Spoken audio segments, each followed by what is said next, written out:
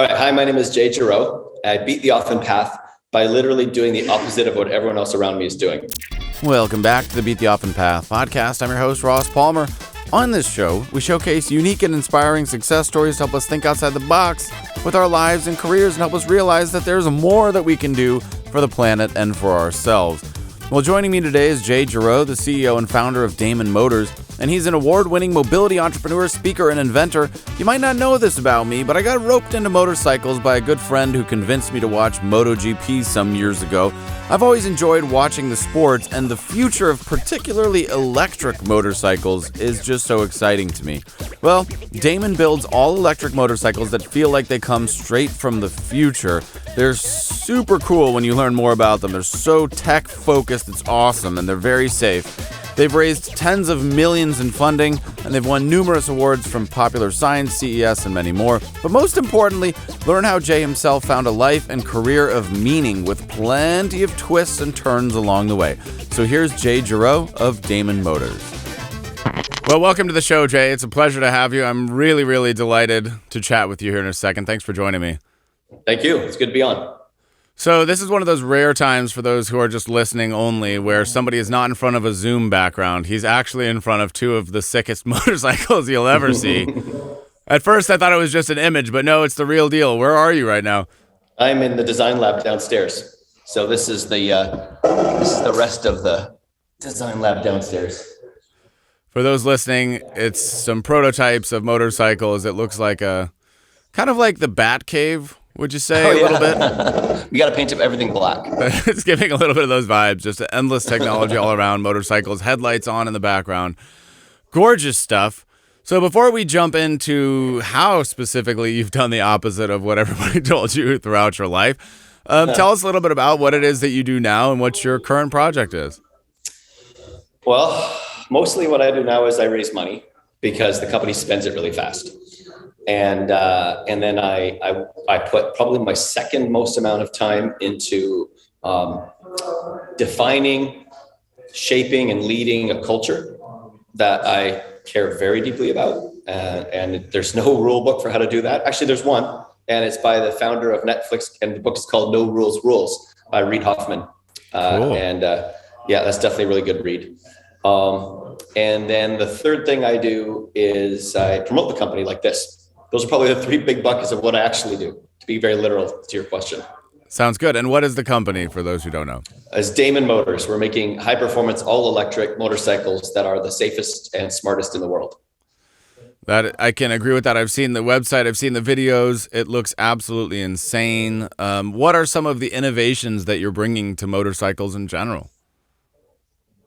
Well, there's a long list. But it starts with, for me personally, I'm on a mission to help get the world off oil. So it starts with that, getting the world off oil. What a lot of people just don't know and therefore don't appreciate is that the world depends on motorbikes. Actually, literally depends on motorbikes. Over 100 mega cities worldwide. And a mega city is defined as 10 million people or more. There's over 100 of those, if you can believe that, where the motorcycle is by and large the only way to get around. The sidewalks are not walkable. They're not rideable by bicycle because they're covered in motorbikes. I kid you not. I've seen it for myself. And so the world needs to get around on two wheels. The emissions contribution from motorcycles is far greater than that of cars because motorcycle engines are not emissions governed nearly to the extent that cars are. And then, of course, the safety aspect of motorbikes, that goes without saying. It's astronomically more likely you'll be in an injury or death on a motorbike than by car worldwide. And so at the intersection of getting the world off oil and safety is where Damon will make its future. Sounds good. And the two-stroke engine, right? One of the most polluting engines. A lot of cities in the world are still operating on transport that functions on one of those, right? Yeah, well, whether it's two-stroke or four-stroke, they're not. There's no catalytic converters on the average $2,000-$3,000 motorbike. So there's just the particulates just shooting out the tailpipe all day long. Unbelievable. Yeah. So what are some examples of these mega cities? What's one that you've been to that needs motorcycles? Bangkok, Mexico City, Jakarta, which I haven't been to all of these. New York needs motorbikes, for God's sake. But, even though New York has extraordinarily high congestion at 1,200 people per square mile, it's like nothing. I mean, Jakarta is 75,000 people per square mile.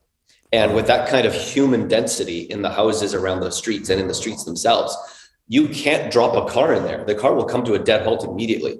It literally, matter of factly, takes 3 times longer to get from A to B in a car than it does by motorcycle in Jakarta. So cool. What a great observation. So how did you get involved in this? What was your path to creating this company? I mean, obviously it's insane, super amazing. Yeah, well, the more near term or short term path led to this was taking a hiatus from my last company, Mogio, and going to my best friend's wedding in Jakarta, where he moved to for surfing. He went to Bali, ended up at Jakarta, met a girl. You know, there's no surfing in Jakarta, but women trump surfing even, believe it or not. So he moved to Jakarta and he had a wedding there. And I rode a motorbike there for 9 days and dodged everything under the sun, and had an accident and nearly drowned in the ocean at his honeymoon. It's a long story, but that woke me up to like, hey, these people matter and this world matters. And it's easy to take this very, I would say, egocentric Western attitude that, you know, the massive low to middle class of people in developing countries around the world, you know, I hate to say it, but sort of we act like they don't matter as much. They don't need safety technology. They don't need to be as safe as people are in cars here today. And they don't care about their safety. I've heard that 1,000 times. Of course they care about their safety. There's just no option. You can't go to a dealership and buy a safe motorcycle. And that became this like huge punch in the face for me, that they're not afforded safer vehicles, safer transportation, because the manufacturers of motorcycles today don't offer it. And I mean, that's just a disgusting fail on behalf of the OEMs of the world today. I think it's a terrible disservice to the world. Yeah. And so that really, you know, set me in motion. And we see those photos, the videos of people who are riding, and they've got 2 kids on the front of some little motorbike, 2 kids on the back, carrying a bunch of stuff. And we say, oh, that's quaint. That's cute. That's like, cute. No. Look how crazy they are. That's no serious. Choice. Yeah. They have to move from here to here in order for their lives and their society to function. And that's, by the way, that's incredibly uncommon. You'll see that in fishing villages where they're going, you know, a mile down the road. You won't see that where there's like literally 1,000 people in an intersection with motorbikes. You don't see that. You see helmets, leather jackets, and gloves in major cities. So they're taking it seriously. To the extent that they can, absolutely. Yeah, right. Yeah, and what the other thing is, like these economies out there, they're the fastest growing economies in the world. And we have 1 in 4 people in North America as a millennial. They have 1 in 2. So an enormous number of young people with the same wants and needs that we have, everybody with a smartphone in their pocket, aspiring to be software developers or graphic designers or some kind of online remote work that pays well, that they can earn checks from other parts of the world. And because of that, these are the fastest growing middle class economies in the world. And they're spending money. They're buying nicer motorbikes. They want smarter, safer products. They want what we want. It's just that nobody's offering anything to them. So cool. And I've seen some of the things that your motorcycle can do, some of, what is it called? The sensing capabilities. It has 360 degrees sensing. So what kinds of safety features have you built in that haven't existed before? Yeah. So, you know, to put it simply, we have the world's only collision warning system for motorcycles. And it's not unlike what you have in a car today, which has been around for 20 years in cars. Believe it or not, it's been around that long. So there's a camera right there. There's a radar right there. There's a camera and 2 radars in the back. There's a 7-inch LCD display that replaces your instrument cluster. And so the cameras and the radars in the front warn you of a forward collision threat by vibrating the handlebar. And then the cameras and the radar in the front also warn you, or in the back, warn you of blind spot, people in your blind spots with LED lights in the windscreen. And they also show you everything behind you by feeding the rear camera view to the display in front of you, and, you know, between the handlebars of the bike.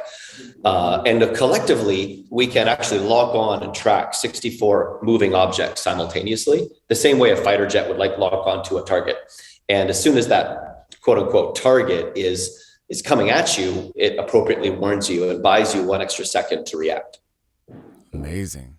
So how does that feel when you've obviously tested this extensively? You've ridden motorcycles for a very long time, I gather. How do you feel when you're on this bike versus other bikes? Do other ones feel stupid or more dangerous now?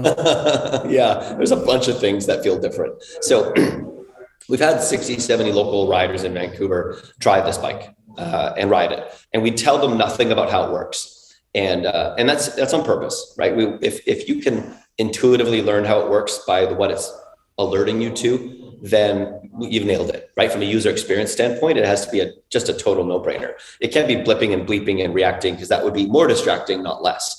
So yeah, we've had all these people try it, and within 10 or 15 minutes, there's an incident. And that's pretty normal on a motorbike. You get cut off 4 times a day. And of course, the camera on the bike is recording the incident. It's also recording its reaction to the incident. And it's also recording what the human does in response to that reaction. And then we take all of that data back to the lab and we replay it. And we're like, okay, the bike saw a car come out of an alley. The bike reacted to that car. It warned the rider reacted to that reaction and dodged the car. And so we have proof positive that the system works. Wow. So if a car is coming, I'm going to get a vibration on the right-hand side. If it's blind coming out of an alley, what would that feel like? Well, in that case, it would be a forward collision warning. Both handlebars would vibrate.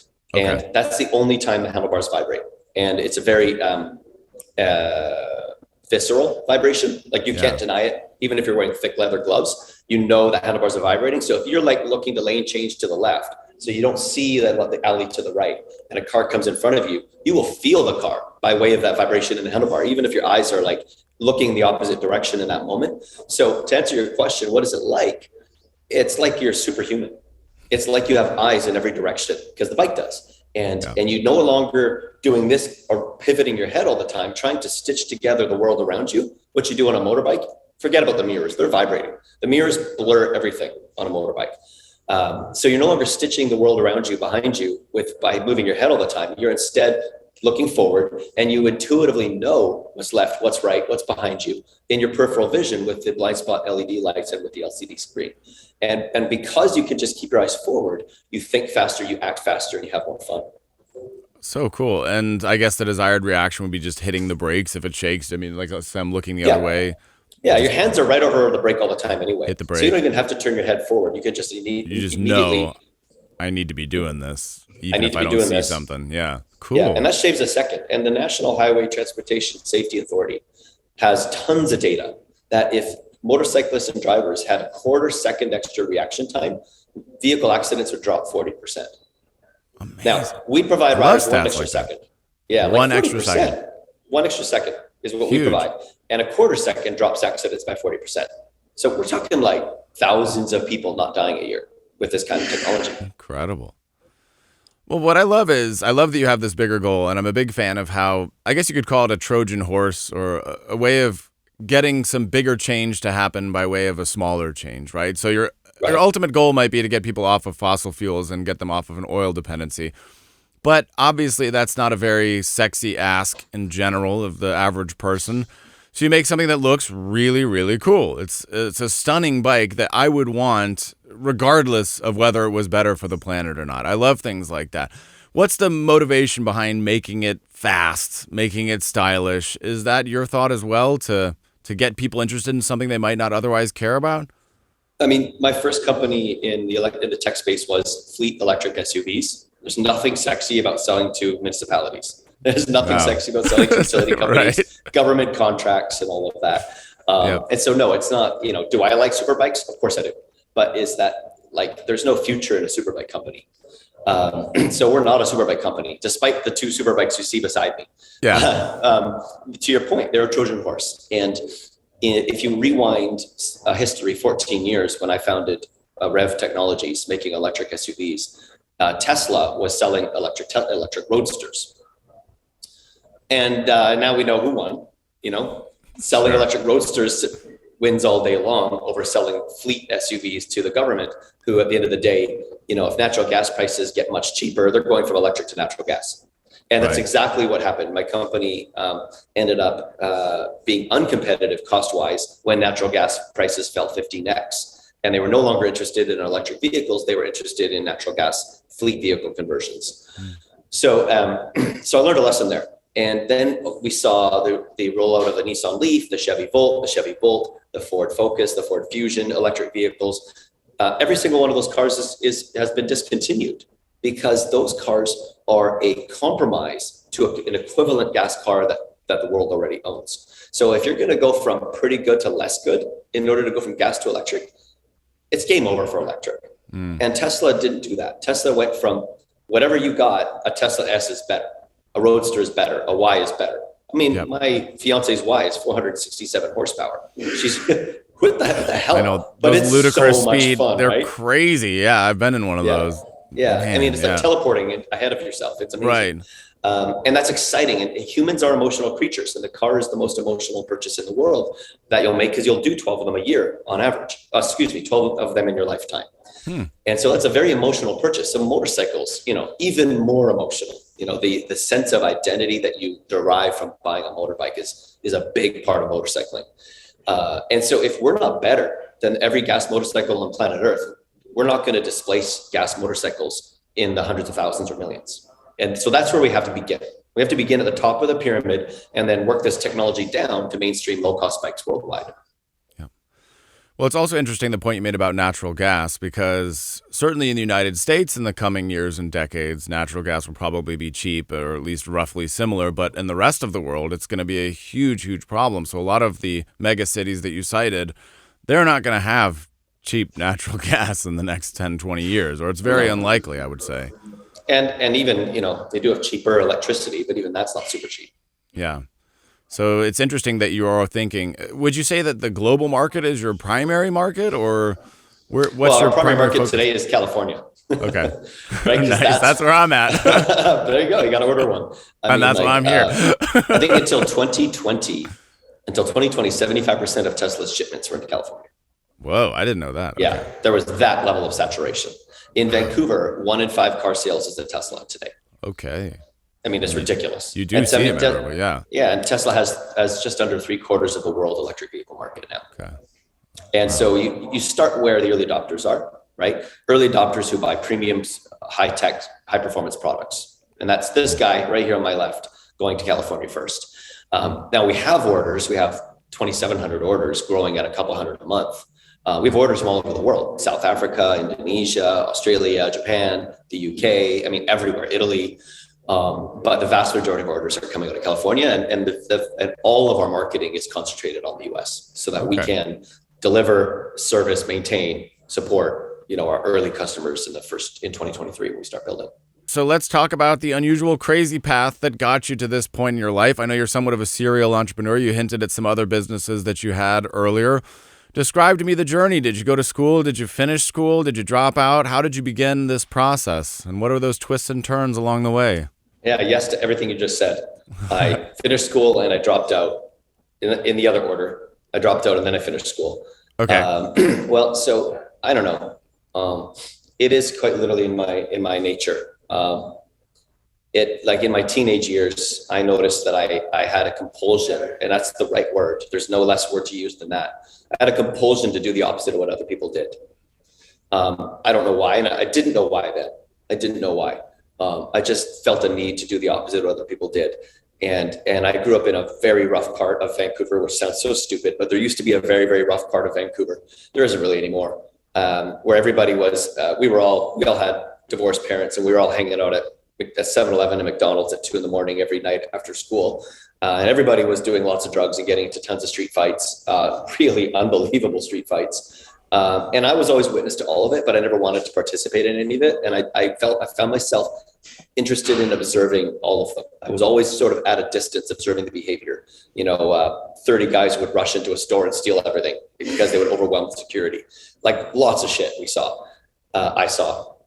But I never wanted to be part of any of it. I just wanted to understand what they were all about. And the more they went that way, the more I wanted to go the other way.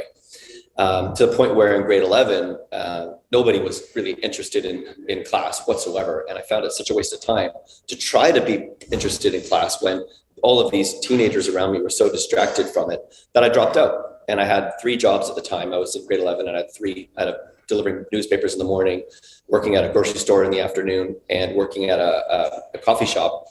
And then, so I dropped out and I took one of those jobs and made it a full-time job. And then I went out to adult night school to finish my grade 11 and 12 while working full-time. And I moved out at the time as well. So I moved out at 17. And then I forgot that I wanted to be a professional snowboarder. I got so busy running coffee shops. I was managing 2 and selling franchises at the age of 19. And I forgot that my dream was actually to move to Whistler, BC to pursue professional snowboarding. So I quit everything at 20, moved to Whistler and got my first sponsors a few months later. Competed amateur for a year and a half, competed pro for a few more years, started traveling the world, made no money, but made ends meet. In between all of that and during the off seasons, I had, literally dozens of jobs. I think I've counted 90 jobs, averaging 4 months per job. Yeah. Okay. So pick a job. I've had it. I've done it. And I'd either get bored of the job because I'd learned how the system works and it would get boring to me, and I'd quit, or the snowboard season would begin and I'd have to quit.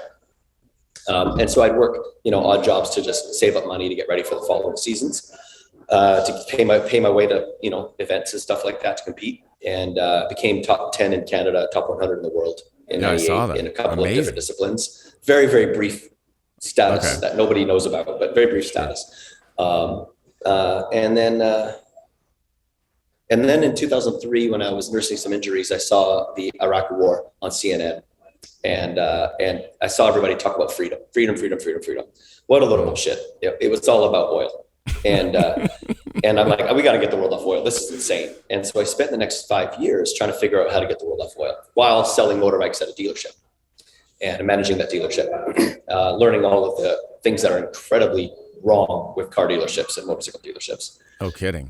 Yeah. So I just bought a Jeep from a dealership 2 days ago, and it was still in 2022 the worst experience. Oh yeah. Oh, I love Jeeps, but my God, this was the worst experience. You gotta love it. Bought a plug-in hybrid Jeep, by the way. Okay. So it runs on electricity.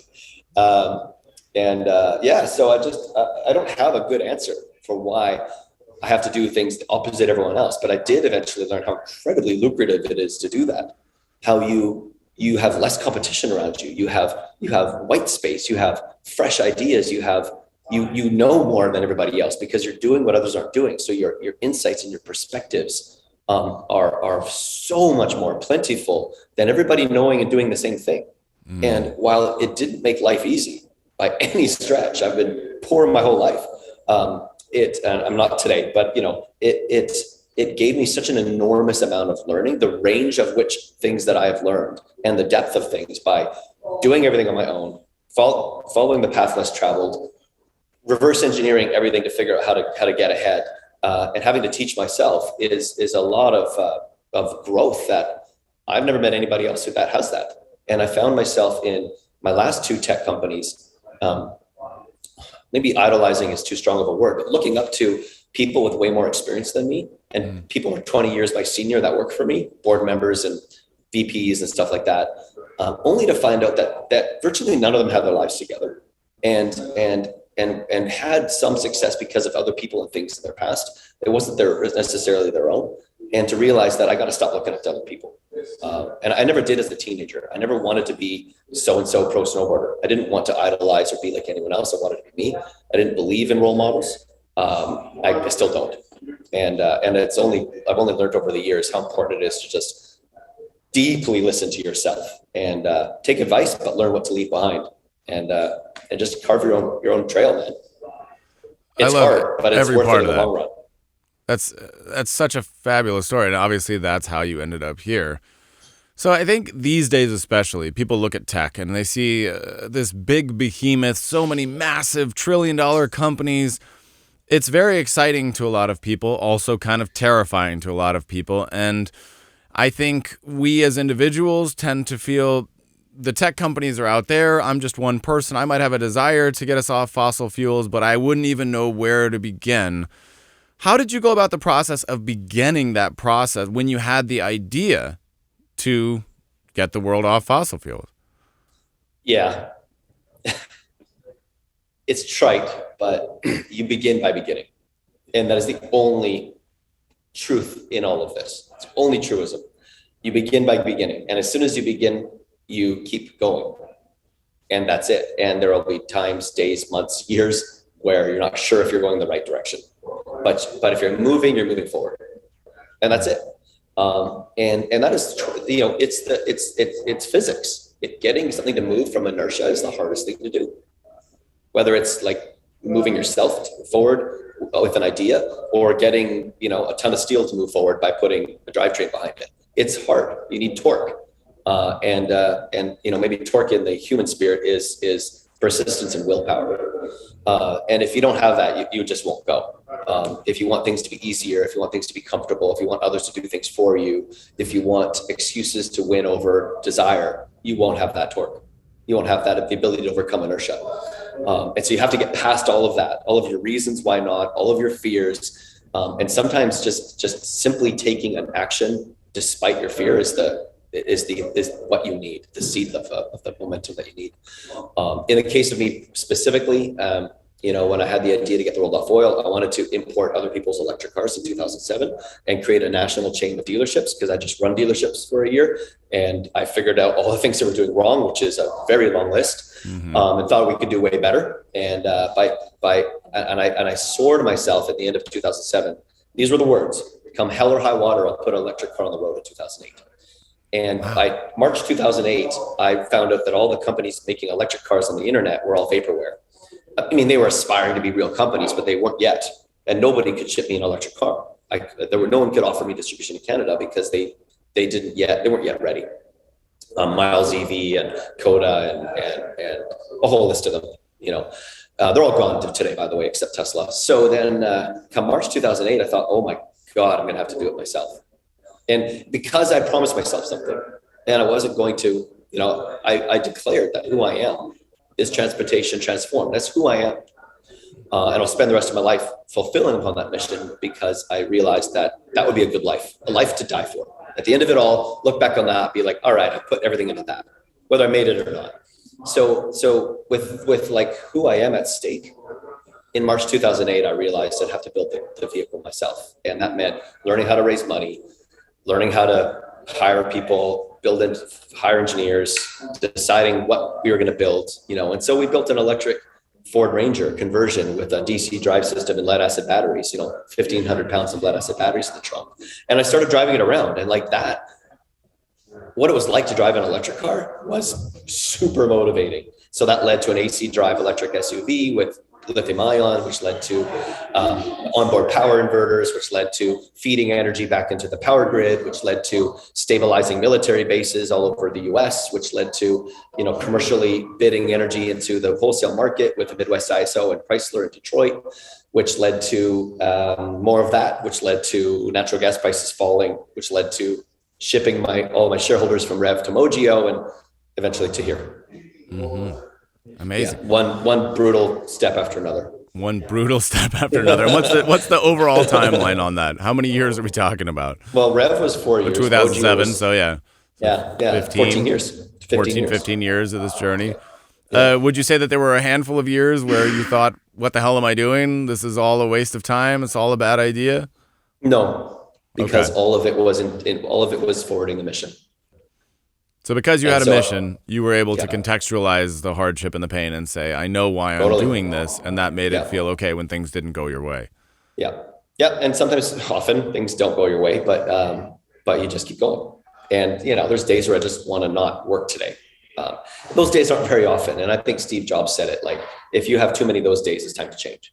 But you can have some. You're going to have some. I bet a lot of people would experience something similar. Let's say you have solar panels on your roof. Your car is electric powered. Motorcycles electric powered. You have e-bikes maybe for around town, electric powered. You're able to produce the majority of the electricity that you need with your own house. And then you're able to do, like, if the world collapses, you're still mobile, right? How cool is that? So, gas prices are $14 a gallon. Who cares? Because I can still get 200 miles on my motorcycle with just my solar power. And if you grow food in your backyard, there are even devices that are out there now that you can collect water from air, just, turning into drinkable water. And when you think about that, imagine that self-contained lifestyle. How cool is that? And you have so much of the freedoms that you're so afraid of losing in the event of a global collapse just by structuring your life differently and by making different purchases today. Yes, they got to make solar a lot sexier. First of all, most people don't live in a home. That's problem number one. Yeah. Only I think 25% of the world lives in a house. And second of all, even though Germany can produce a ton of solar energy despite being inclement weather, and same with Vancouver, we don't have enough square footage if we do have a roof.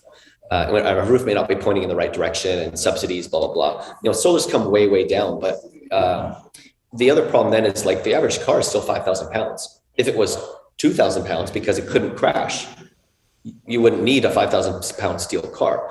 And then you would need exponentially less energy from your roof, which means you'd need less rooftop and so on and so on. So we still have an equation problem in the amount of energy you can produce on a roof and the amount of power your car needs to go from A to B. So we need lighter, smaller vehicles, AKA motorbikes, right. Which are going to come in much higher droves in North America too, because the cost of living is just not going to get cheaper. And the convenience of a motorbike and parking. I mean, it takes half of your commute time to park your car in downtown San Francisco. It takes about half an hour to park a car on average in San Francisco. And people spend half an hour getting there and then half an hour looking for a parking spot. So we're going to get to levels of congestion in the Western world that is already normal in the rest of the world. In the majority of the world, this problem's already acute. And that's going to change the form factor of the vehicle we drive. And I don't believe shrinking the car is the answer. The smart car was a good attempt, but it's not the answer. It's actually improving the safety and the convenience of a motorcycle is the answer, because it's already the most driven vehicle in the world. And when you have 4/5 of the world today is not motorized, 4/5 of people on planet Earth have yet to become motorized, and they will as these developing countries become middle-class economies. They're not rushing to buy Teslas. They're going to rush to buy a safer, smarter, convenient 2 or 3 wheel vehicle that takes up no more space than they do, right? When I sit on this bike, I still occupy no more space than the width of my shoulders. And that's the answer. And that's the future. I'm probably not going to be around for that future. That's 25, 35 year long mission for Damon to get to that picture I just described. But I'm going to set it in motion. And obviously you need to be, because people see this now. I see the product now, and I think that's cool. Maybe I should do something like that. But the fact is, it's been a 14-year road to get to here. These things take time. So you have to set it up now. Yeah. Right. And 5 thank years God of you Damon to get to did, here. so that 14 years from now, we'll have a different conversation.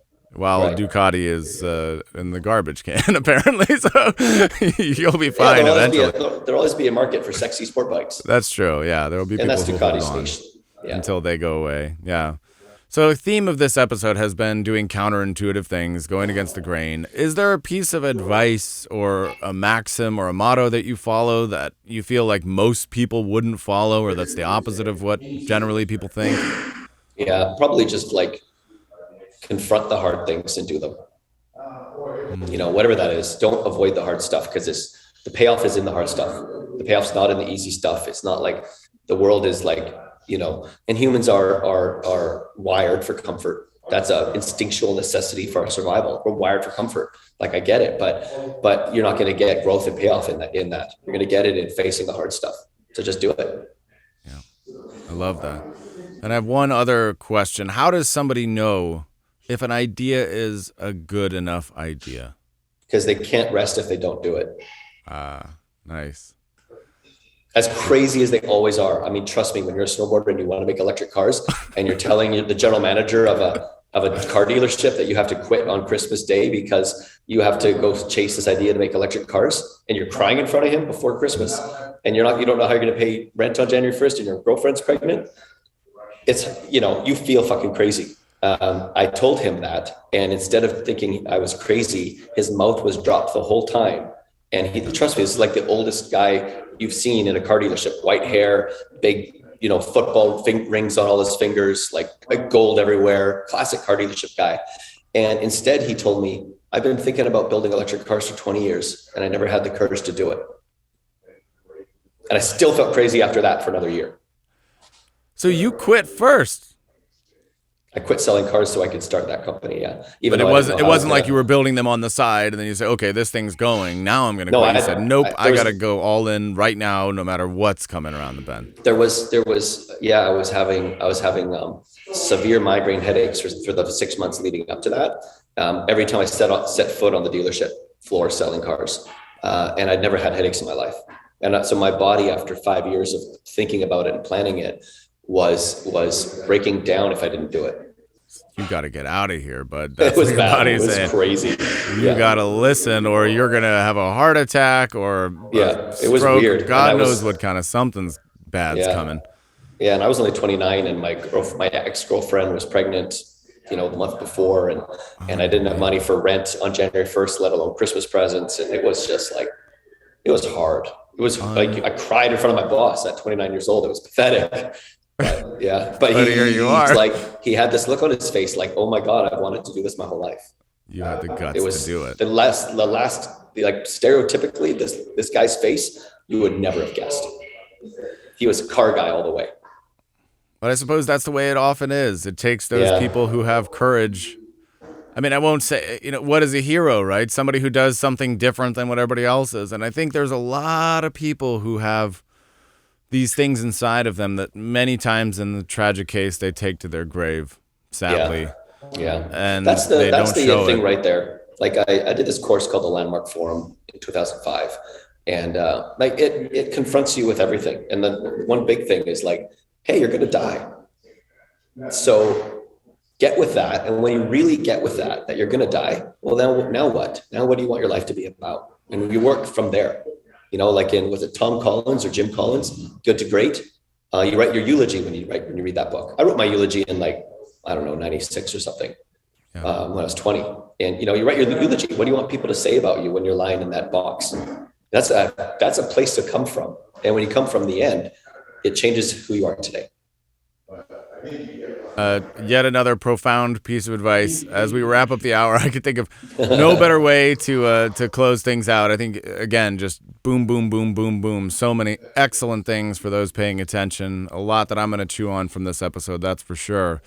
So again, I thank you for your time. Thank you for joining me. It's been an absolute pleasure. I look forward to the success of your company and seeing where you go from here. It's just super fascinating. I can't wait to hear about these nudge, nudge, wink, wink secret deals that may be coming on the horizon. I look forward to seeing your name out there more and more. I have a personal interest in that as well. So Awesome. Any last parting words, anything you want to promote? I'll leave the floor to you. Anything you want to say, anything you want to direct people to? This last bit is all you, and you can close the show for us. Oh, thank you. I actually desperately want to hear from everybody, like people who love Damon or are interested or want to help or have ideas or want to order a bike or want to give me, a suggestion for the product. I'm at Jay Giraud, JayGiraud on Twitter and Instagram. I don't use Facebook because it's crap. And LinkedIn, at Jay Giraud on LinkedIn. And you should order a bike and think about the future. When it's safer, you can actually have fun on two wheels. So damon.com, DAMON. And I hope to hear from you guys. That's awesome. it. Thank you. All right. Thank you, Jay. And with that, the official podcast is over.